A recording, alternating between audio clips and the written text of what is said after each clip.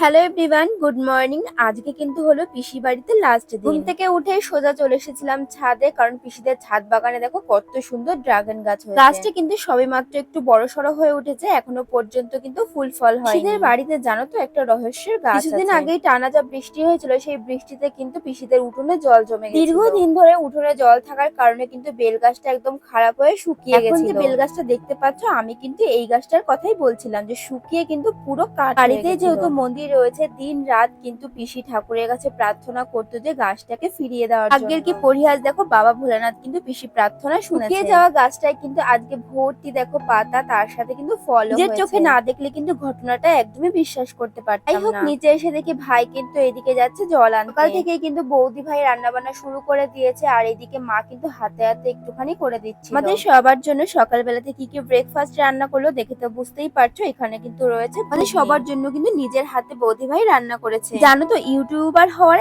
একটাই নিজের কাজটাকে যেখানে সেখানে বয়ে নিয়ে যেতে পারো। যেমন দেখো, আমার বড়মশাই সেই সকাল থেকে গেম চ্যানেলের ভিডিও গুলো কিন্তু সব এডিট করছিল। যেমন সুবিধা তেমনি কিন্তু আবার অসুবিধা আছে। এসছি কিন্তু আমরা দুদিন হয়ে গেছে। আমাদের চ্যানেলে যে দুদিন ধরে শর্ট ভিডিও বড় ভিডিও আসবে, সেই ভিডিও গুলো কিন্তু বড়মশাই বাড়ি থেকে আপলোড করে এসেছে। সব জায়গায় কিন্তু নেটওয়ার্কটা এক থাকে না। ঘুরতে আসলে কিন্তু আমাদের এই সমস্ত জিনিস কাজ মিটিয়েই আসতে হয়। যাই হোক, তোমরা তো দেখতেই পেলে যে সকালবেলায় কিন্তু বৌদি ভাই লুচি আর তার সাথে কিন্তু ঘুগনি করেছিল। আর এইদিকে কিন্তু বেশি স্নান সেরে তারপরে সোজা চলে এসেছিল কিন্তু ঠাকুর ঘরে। কিন্তু দুপুরবেলার পুজোটা কালকে যে ভোলানাথকে আমি চাদর ধুতি মাকে শাড়িটা দিয়েছিলাম, সেটা দেখো এখনো পর্যন্ত ভোলানাথ বাবার কাছেই রয়েছে। এদিকে পুজোর সব কাজকর্মগুলো করে নিই, তার মধ্যে কিন্তু আমি স্নান সেরে চলে এসেছি। এতদিন ধরে যা টানা বৃষ্টি হচ্ছিল, আমরা তো ভেবেছিলাম যে এই বাড়িতে আসার পরেও কিন্তু বৃষ্টির মুখে পড়বো। তবে দুদিনই কিন্তু ওয়েদারটা খুব ভালো দিয়েছে। মাম্মামকেও কিন্তু স্নানটা সেরে তারপরে মন্দিরে নিয়ে চলে এসেছিলাম। আর এইদিকে দেখো, মাম্মাম কিন্তু ওর একটা ছোট্ট দিদিয়ার সাথে খেলা করছিল। এই ছোট্ট দিদিয়াটার সাথে কিন্তু এখানে এসেই পরিচয় হয়। যেই আমাকে দেখেছে যে ক্যামেরাটা অন করেছি, সেই কিন্তু খেলাটা দেখো বন্ধ করে দিয়েছে। ক্যামেরাটা অন করার আগে কিন্তু দুজনে মিলে বেশ ভালোই খেলা করছিল। পুজো হয়ে যাওয়ার পরে কিন্তু বৌদি ভাই আমাদেরকে খেতে দিয়ে দিল। আমি আর বরমাসি দুজনে মিলে কিন্তু এখন খাওয়া দাওয়া করছিলাম। আর আজকে কিন্তু খাবারের মেনু ছিল পনিরের তরকারি। এই ভিডিওতে তোমরা সকলে তো দেখিয়েছিলে যে আমরা ঘুরতে গেছিলাম, সেখান থেকেই কিন্তু পনির নিয়ে এসেছিলাম,